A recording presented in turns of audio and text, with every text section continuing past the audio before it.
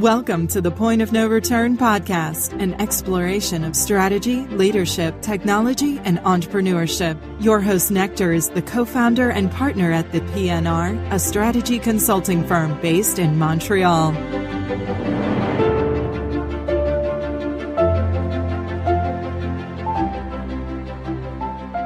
Bonjour tout le monde. Welcome to the Point of No Return podcast, a show where we interview industry leaders, presidents, and CEOs to better understand how they think about strategy.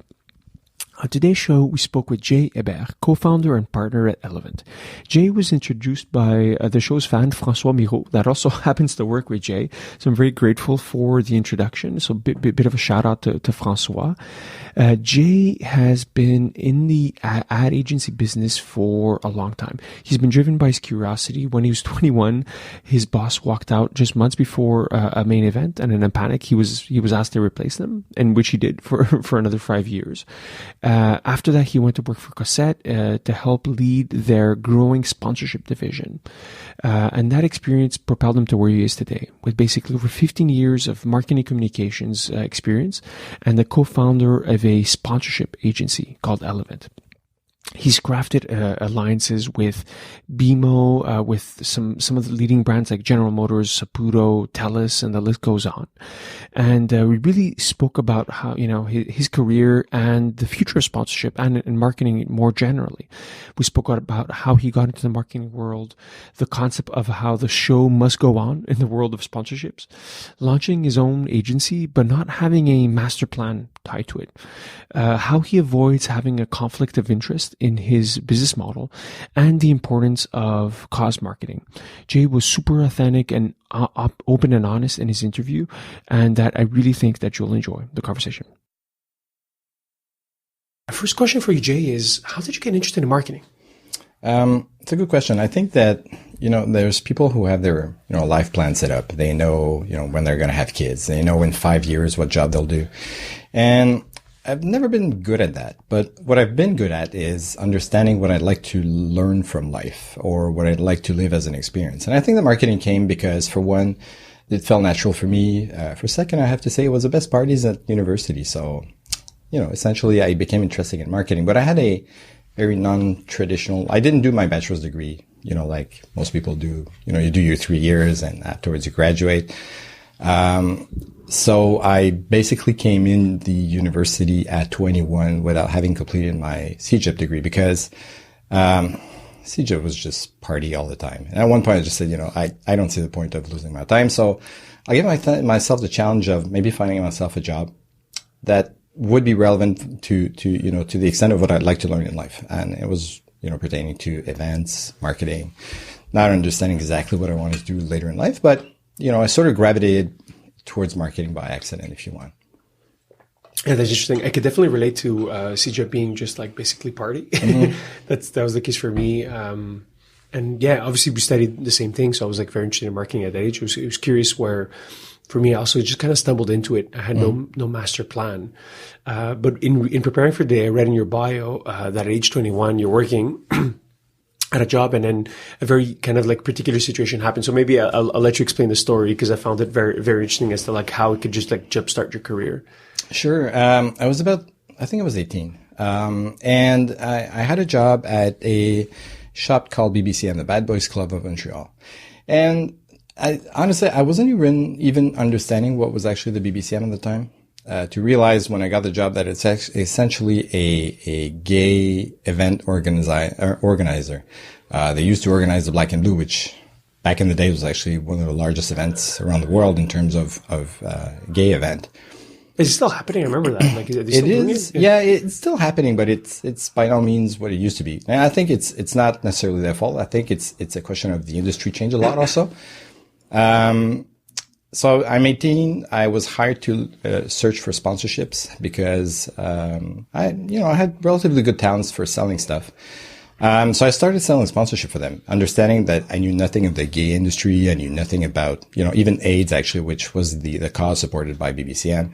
I didn't have any gay friends, so I couldn't really relate to to that environment. But I loved the challenge. 6 months later, the operations director, resigned. So we're maybe a few months before, just leading to the Black and Blue 1998. And the president walked on and said, can you do the job? Of course I can, no problem. I knew nothing of what I was getting into, but it turned out not so bad. And I did it for 5 years, actually. So managing operations, logistics, the whole setup of the events. It was a big operation. So I learned a lot from it, especially how to manage stress. Yeah. You're just being catapulted at a young age with no experience. Yeah. What did you think was the most important part of the experience in terms of what you learned or identifying what you like in work? I think the biggest learning that I had from that job is actually the fact that, the show must happen. Whatever happens, it has to work. So, sometimes you have the feeling you're working on a project, everything's going south, it's not working according to how you think it's going to go, but in the end, it has to work. So, and I think that determination comes also from, before setting up the mic, we were talking about cycling. But, cycling is a bit like that also, because sometimes, you do an event, a race, or you sort of have the feeling that you want to drop because it's hurting too much, because you're not in shape enough. And at one point, your mind's going to, set itself to say, no, we can do this, right? So to many extent, event is like that. And I think it served me well throughout my career to be, really driven by it has to happen. It might not be perfect. It might not be exactly how we sold it, but it will happen. At one point, we'll have to talk about the Fire Festival, I imagine, because the show must go on, but sometimes it can't. Has there been any situations where the show couldn't go on, in the sense, because I'm such a neophyte when it comes to your field, so I have no understanding, but it's like, River Pod, it's going to happen. So even if there are mistakes, even if it's not perfect, like you said, the show must go on. Yeah, well, I think like anything in life, I could pretend that, I'm the master of sponsorship, but I think that in the end, if I was able to do some good projects in my life, it's because I was able also to do some poor projects in my life and learn from it, right? So, a few projects that I worked on were actually a disaster. And sometimes it's because of anything that you couldn't control. And sometimes it's because you made mistakes. But in the end, it's, again, I tried to, always focus on it has to happen. Yeah. And we spoke before starting about, how you jump across a bunch of different jobs, kind of like myself. Yeah. And then at one point you landed a job at Cossette. I'd love maybe to dive into it just because it's it was the marketing communications firm, particularly in the area where you were working. Not that it's not the case today, but definitely they were top dog when you were there. Yeah. Cossette has a lot to do with my life because it's funny, when I was at university, I was trying to get into Cossette and it never worked. And I think it was also during a period where agencies had too many applicants to choose from. So I never even heard back from HR or anybody at Cossette, and I never even was able to have an interview back at Cossette.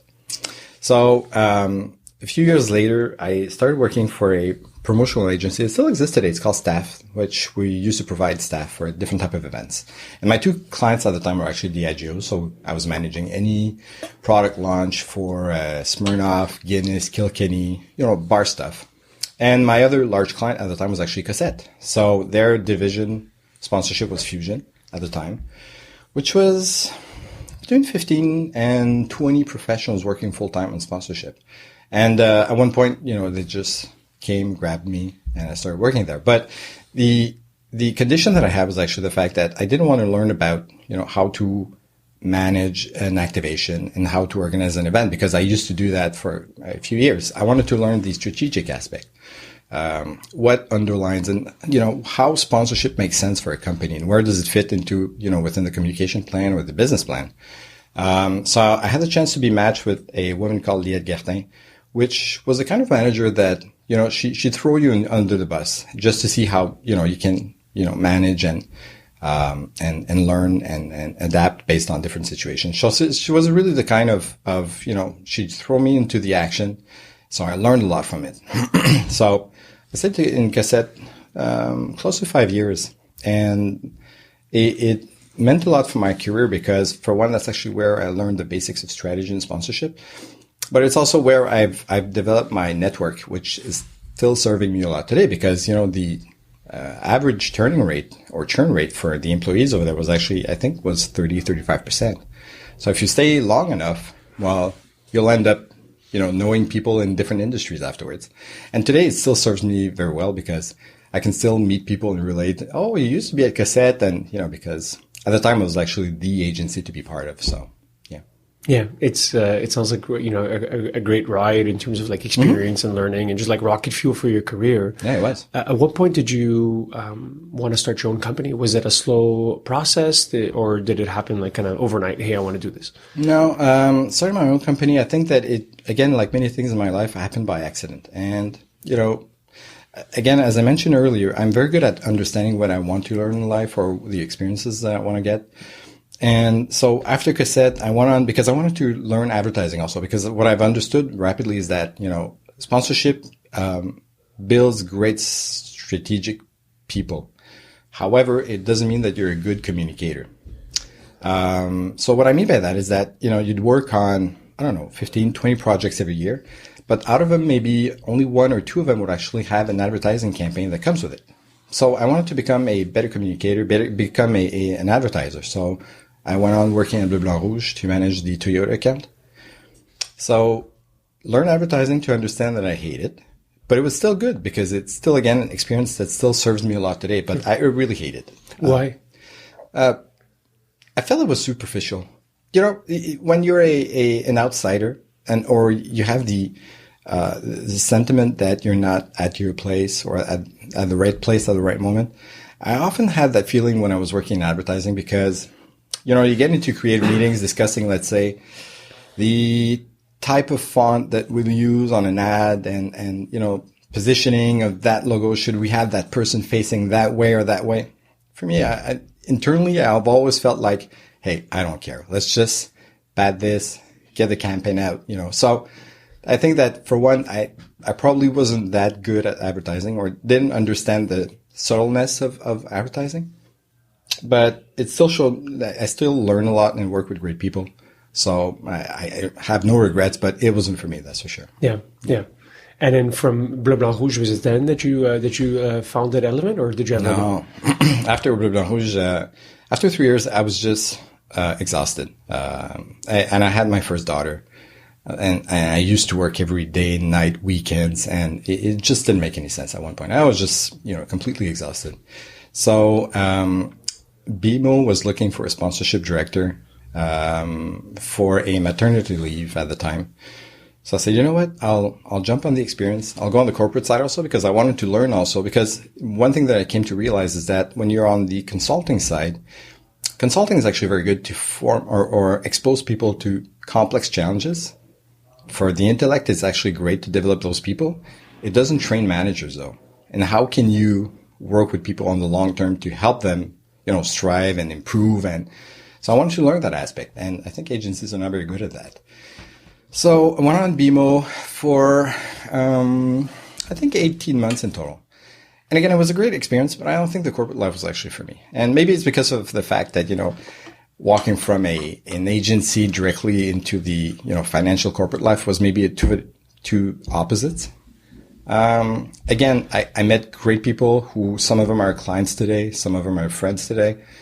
No regrets. It was an awesome experience, but it wasn't for me. So afterwards, we're in 2010, 2011, economic crisis. So I couldn't find any job in Montreal. And I remember looking around and there was a lot of people with backgrounds that I've respected a lot and that were actually looking for jobs. So I was like, all right, so what am I going to do when my contract ends at BMO? So in the end, I ended up working in Quebec City. So I moved there to work in the bike industry as the marketing lead for a SMB over there. Did that for close to 2 years again and came back in Montreal afterwards. Went to JWT afterwards, managed the Mazda account. Again, advertising wasn't for me. So Bleu Blanc Rouge came and asked me to manage the sponsorship department that they had founded maybe a year before that. So I said, all right, fine, we'll do it. Cut my job maybe 10 months or cut my position maybe 10 months after. So again, I remember it was February 19th, 2013, and I was sitting on the sidewalk, and the first decision that I made was actually, you know what? I'm going to go and watch a movie. I never did that, like going an afternoon during the week and go and watch a movie by myself. Yeah. What movie was it? Do you remember? No, that's a good question. I don't recall. February 2013. Trying to think what was popular back then. Yeah, that's a good question. I can't recall. Anyway, so that was actually the first thing. And afterwards, again, long story short, I think that entrepreneur came naturally because I started doing consulting work. Because, well, for one, corporate life wasn't for me, and I knew that. I didn't want to go back in advertising. And I was a little bit fed up of the agency world anyway. There was a lot of things that I was criticizing. And for whatever reason, my concern was also the fact that I've seen a lot of people working in agencies for their whole career, hitting maybe 50, 55 years old. They're too expensive. They'd be laid off. And obviously, you're not employable afterwards because you've worked all your life in agencies and you can't find other work because you're basically just too old. I was like, am I going to, work my whole life in the agency world and be laid off like that at 50, 55? I don't want that, right? So I started thinking of what I'd like to do. And I started doing consulting. For different agencies in Montreal, I was writing pitches mostly. I was working with, a few ex-colleagues or friends that actually were in different positions. And they were giving me consultancy work for about 6 months. And afterwards, Francis, my actual associate, or one of them is actually, he came to me and said, I had this idea. And Francis used to work with me at Bleu Blanc Rouge. And he had the initial idea of the agency Elevent that we founded today. So, and that's actually how we started off. So maybe he came to me with this idea in June or July of that year, and we incorporated Elevent in October and we launched that year. So that's actually how it started. So again, by accident, because, I'm not very good at formulating plans or, a career path for myself. Yeah. Well, it seems like a natural extension of what you're doing also, right? It's like, you had a moment of reflection, and then obviously because of your track record, you're getting mandates as well. At what point during Elevent's kind of launch and genesis did you realize, hey, we have something here, that we have traction, right? Because I imagine taking the leap and getting those initial contracts is one thing, but then saying, hey, this is going to be something sustainable where we're going to grow it. Yeah. How long into the adventure did that happen? It was long. I'd be tempted to say it probably took close to 2 years in total, because the first year was really a cute project for which we started gaining a little bit of traction. A few clients contacted us, but it was small mandates. It was, and the thing also that we learned a lot was actually the fact that initially when we started Elevent, we saw ourselves as a software or a solution company, which is why our legal name is Elevent Solutions, Inc. And we, the initial idea was actually that we wanted to invent a software online self-serve that people could use actually to evaluate sponsorship. So like any good entrepreneur, we validated the concept with, many potential clients. We said, well, here's a tool. Here's what it's going to do. Here's a cost. What do you think? Everybody said, awesome idea. Launch it. All right. So we launched it. Nobody bought it. And, again, there was a lot of learnings out of that. So for one, I think the industry wasn't ready for that. We probably were 5 years too early in the market. Because even though we tried to make the tool as friendly user as possible, or user friendly, people didn't understand that well the output of it. So, all right, I got my result. What does it mean technically, right? Or how should I improve? Or what's the next action item for me? So we said, all right. So we launched it for promoters. So people selling sponsorship, actually. So I said, all right, maybe it's not the right crowd. So we continued working on a tool that was actually specific or dedicated for sponsors, more complex. We would integrate in there, objectives, target clientele, brand attributes, so on and so forth. So the tool is actually way more complex. I said, well, you know what? Companies, they'll jump on that. That's for sure, because, there's a great saving you can do there. Instead of mandating a consultant every time to do a sponsorship analysis, you'll have your own tool. So we launched it and nobody bought it. And, again, companies were saying, you know what? The data that it generates, it's just awesome, but I don't have the time to do it. So do it for me. We'll pay you 5 times more, and you'll get back to me a report with, observations, recommendations, action items, negotiation strategy, so on and so forth. So I said, all right. So that's actually how we became, maybe after a year and a half, we became a consulting agency rather more than just a solution company. So, that's actually how we became, and we understood actually at one point that we were getting traction. And then maybe after a year and a half, we started getting large clients, but it was long. So, when you listen to, stories of entrepreneurs and podcasts, and it's funny because, most of the story you hear, it's actually success stories, right? Of how, they launched 6 months after that we're doing an IPO or that we're, doing some round A, financing. When we started, I didn't even know what was a round A or what it meant essentially, right? Because for me, it was just, let's build this and we'll see where it, takes us and we'll see if we get any traction.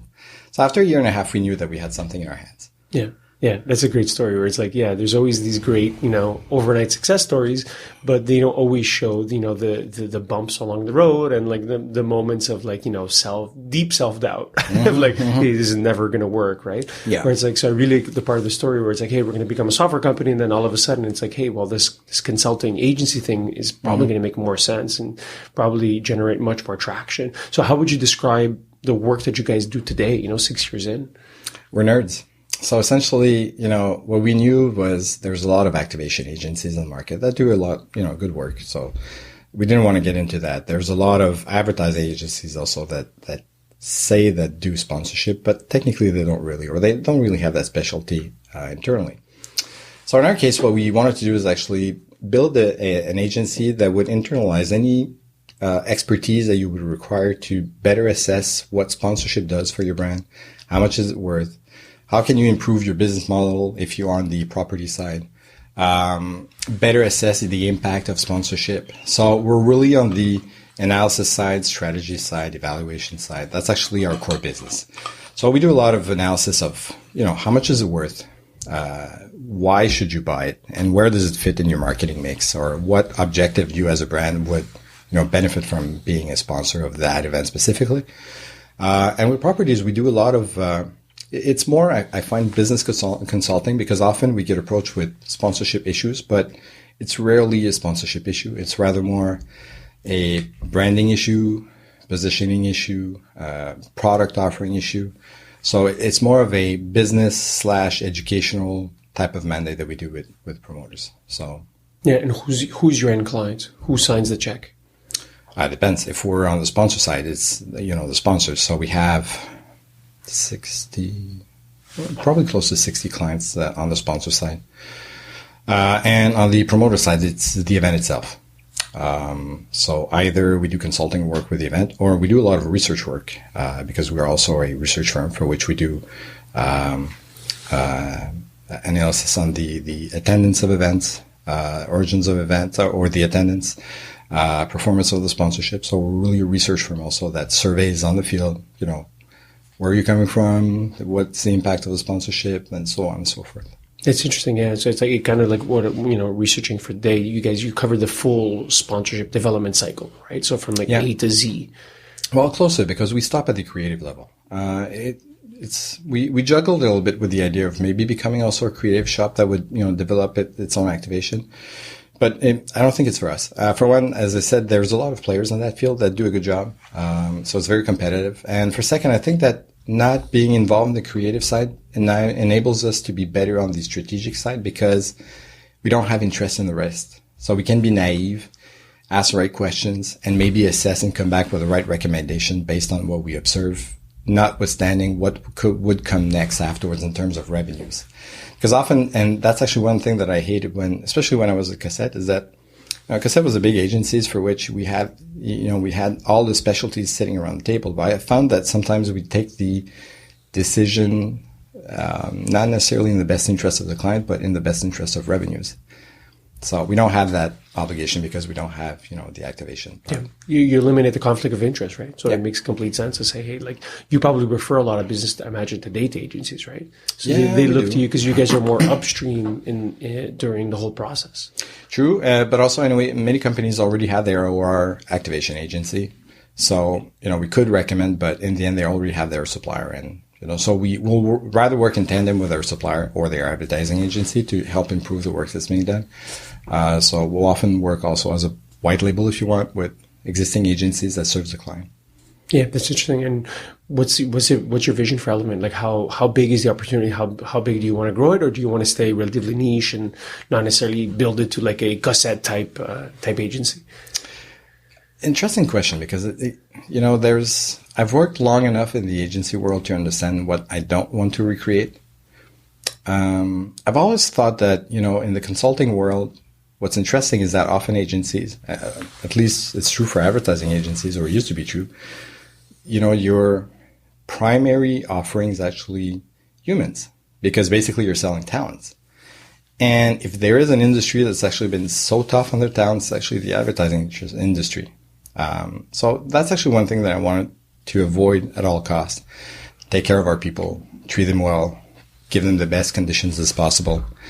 I won't lie, people at Elevent work really hard, but, we try to make best of their conditions and treat them as best as we can. So they're definitely not a commodity, that's for sure. So, Elevent from an employer, there's, guidelines that we've set ourselves that we want to be a better employer than what we've lived through our career.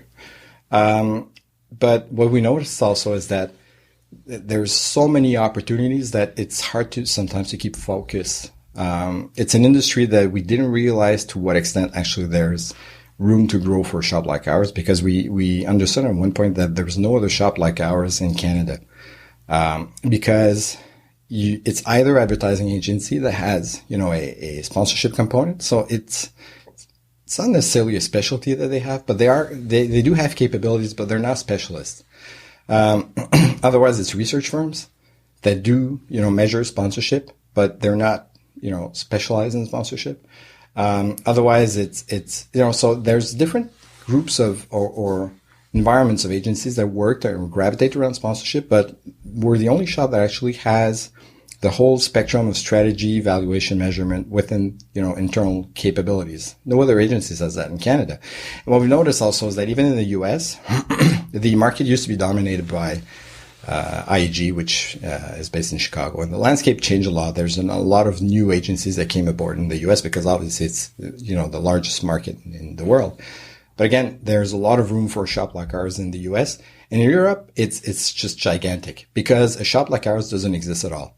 So it's a little bit more difficult because there's a lot of education to do as far as, if I do business with you, what's my takeaway or what's my benefit in the end, right? So there's a lot of education to do, but a shop like ours doesn't exist in Europe. So we've been very fortunate to start working with maybe a dozen clients in Belgium, France, Switzerland. So getting traction. So again, we don't have a set plan, but by accident, opportunities comes to us. Yeah, and that's where opportunities can basically be created, like you mentioned, right? So you're creating optionality by having this approach, and I imagine it will maybe one day be of interest to larger agencies that'll look at you guys and say, hey, let's partner or look at you from another angle, which could be obviously interesting as well. To talk about a little bit about the industry and talk about sponsorship, how has it evolved in the past few years? Or is it something you see as relatively like cadre, static, and not changing? It wasn't changing a lot up until maybe 4 or 5 years ago. It was a relatively static industry, old school. And I think that, it was definitely an industry that was actually underselling itself. And over the past 5 years, we saw a change, that's for sure, of many that comes to us and actually want to improve how they work in sponsorship, want to be more professional about it, better understand what it does.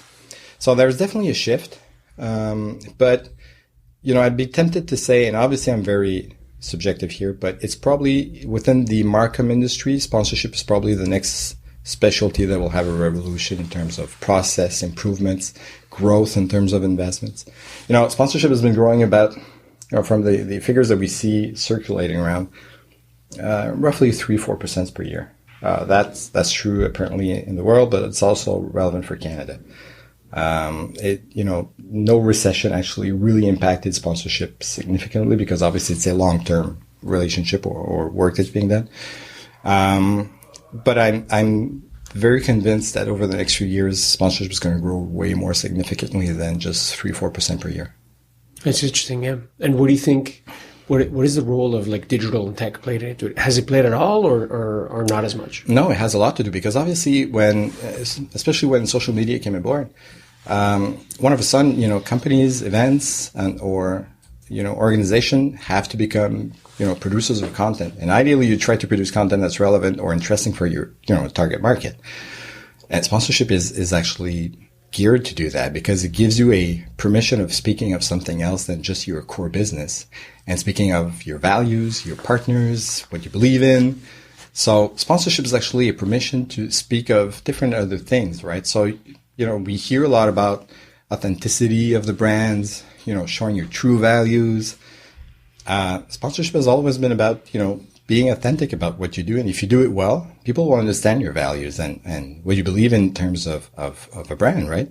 So, which is why I think that this tendency was actually developed over the last few years, but it will accelerate, because obviously every brand are trying to be very authentic now and resonate well with their target clientele. Yeah. And the way I see it is that it's kind of like, it's becoming a bit like a barbell, in the sense of, on the one side, you have all like the data-driven online acquisition stuff. And the other side, you have experiential sponsorship, things that are much deeper, have much deeper engagement with quote unquote consumers, right? With people. And that's where I see kind of where sponsorship is headed, is having much deeper, integrations with the brand and at different events. Yeah. I'd be curious, to pick your brain on what do you think is happening that is not getting enough attention in the sector? Good question. Cause marketing is still a very small portion of the sponsorship investments. Technically there's like 3 buckets if you want. Like I'll simplify it, but you have sponsorship, you have philanthropy, and in the middle of it, you pretty much have cause marketing, which is, philanthropy, but with a purpose, if you want.